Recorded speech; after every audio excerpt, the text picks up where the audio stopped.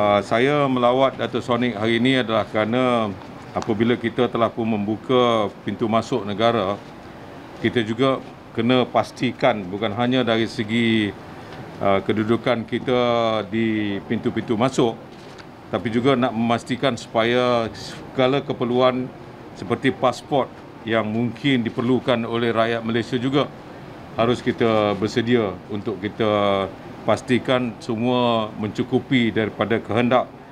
Sebab itu hari ini saya nak melihat semula the security feature yang ada dengan pasport kita ini.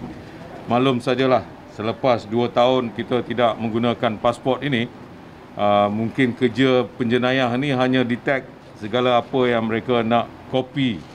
Maka sebab itu hari ini kita kerjasama dengan Dato' Sonic ini nak memastikan bahawa security features yang ada itu tidak boleh langsung ditiru oleh mana-mana penjenayah yang mahu meniru pasport kita. Jadi hari ini saya minta maaf kerana semua saudara menunggu agak lama kerana ada perbincangan tertentu yang terpaksa saya lakukan bersama dengan Dato' Sonic kerana mereka adalah pengeluar pasport yang digunakan oleh kita semua. Alhamdulillah banyak perkara features yang dilakukan itu adalah buatan kita sendiri, buatan Malaysia. Jadi maknanya kalau orang tu nak meniru, dia nak kena luar negara, dia nak meniru dah tak boleh lah. Pasal everything that been used here in this our passport ni, 70%-nya adalah direka oleh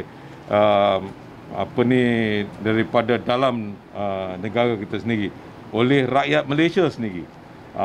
Kerana saya nak memastikan juga segala pekerja-pekerja yang ada dalam factory ini mestilah mereka yang telah pun kita pasti kedudukan mereka bukan penjenayah. Semua rekod-rekod mereka juga harus kita pastikan.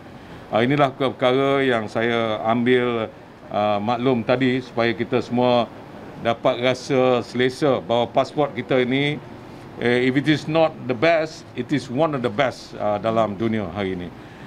Pada hari ini 1 April 2020, ke semua pintu masuk negara sebanyak 113 pintu masuk, iaitu 28 pintu masuk darat, 56 pintu masuk laut dan 29 pintu masuk udara telah dibuka sepenuhnya dan pengembara telah dibenarkan masuk ke Malaysia. Maka oleh kerana itu segala keperluan terutamanya pengembara asing adalah tertakluk kepada prosedur immigration. Walaupun kita dah kata we welcome them, tetapi dia mesti juga tertakluk kepada prosedur immigration. Pertama, keperluan visa bagi negara yang memerlukannya. Itu mesti. Kedua, mempunyai pasport yang sah dan laku. Itu juga adalah keperluan yang utama yang perlu mereka pastikan untuk dapat masuk dalam negara kita. Selain itu, pengembara asing yang ingin memasuki Malaysia juga tertakluk kepada prosedur kesihatan yang diselaraskan oleh Kementerian Kesihatan Malaysia. Sebagai persediaan pembukaan sempadan negara pada 5 Mac 2022, semua auto gate di pintu-pintu masuk negara telah pun kita mula aktifkan untuk menentukan tahap kesiapsiagaan sistem selain dapat mengenal pasti sebarang permasalahan lebih awal. Ini telah pun kita mulakan pada 5 Mac yang lepas. Jadi sudah sebulan kita telah pun bersedia. Selain itu, pengintegrasian antara sistem MyIMS, MyIMMS itu, iaitu miliki Jabatan Immigration Malaysia dan MySejahtera, telah dilaksanakan bagi memudahkan pengurusan rekod pengembara. Kita dah integratekan supaya memberikan kemudahan kepada mereka yang telah pun mendaftarkan MySejahtera.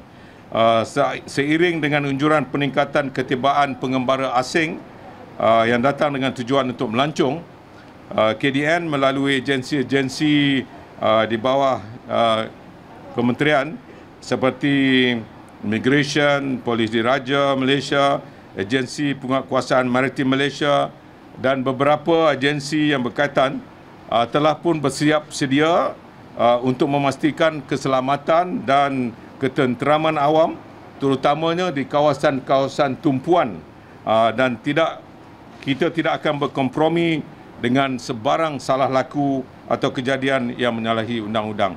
Ini adalah sesuatu yang kita harus maklumkan kepada sesiapa saja yang berada dalam negara kita. Dalam pada itu, warga asing yang memohon untuk visa dan permit, immigration sudah pun beroperasi pada skala dan kapasiti yang sebenar. Jadi tak payah nak kita risau lagi. Sebarang urusan boleh dirujuk pada laman web JIM atau mana-mana cawangan pejabat Jabatan Imigresen Malaysia yang terdekat. Bagi warga Malaysia pula, mereka yang ingin memohon pasport baru atau memperbaharui pasport yang telah tamat tempoh, tidak perlu bimbang, kerana seperti yang saya maklumkan tadi, inilah dia tujuan utama saya untuk melawat data sonic atau factory ini, kerana semalam saja sebagai contoh mereka telah pun menghantar 150,000 stok kepada Jabatan Immigration, meningkatkan stok yang ada dengan kita di Jabatan Immigration sebanyak 330,000. Manakala tadi saya nak kepastian kalau 330,000 ini tidak mencukupi, mereka sedang melakukan aktiviti untuk menambahkan pasport untuk siap sedia untuk dihantarkan ke immigration. Buat setakat hari ini mereka ada stok sebanyak 600,000, dan insya-Allah kalau kita bincang dari segi unjuran yang kita mahukan, saya yakin permohonan pasport baru yang kita unjurkan melebihi 2 juta itu insya-Allah mencukupi untuk tahun ini. As I mentioned just now, kita bersedia selalunya dulu-dulu. Dalam sebulan sebelum pandemik, kita ada lebih kurang 300,000 pada tiap-tiap bulan. Itu memang kita lakukan. Walaupun itu, kita tahu bahawa there must be some surge apabila kita dah buka sempadan kita, tapi kita telah pun memaklumkan kepada semua rakyat supaya mereka menggunakan secara online dahulu. Jadi by doing so, kita dapat kepastian bahawa segala apa keperluan itu ada di tangan kita. Kalau kita rasa the online yang mereka gunakan itu melebihi daripada unjuran kita, maka kita akan maklumkan kepada mereka itu bahawa datang mungkin lambat seminggu dan sebagainya. Yang ini yang harus kita lakukan bersama. Tujuannya adalah untuk memastikan bukan hanya pasport itu kita ready, tetapi juga kaunter-kaunter kita yang ada di seluruh negara juga ready untuk melakukannya.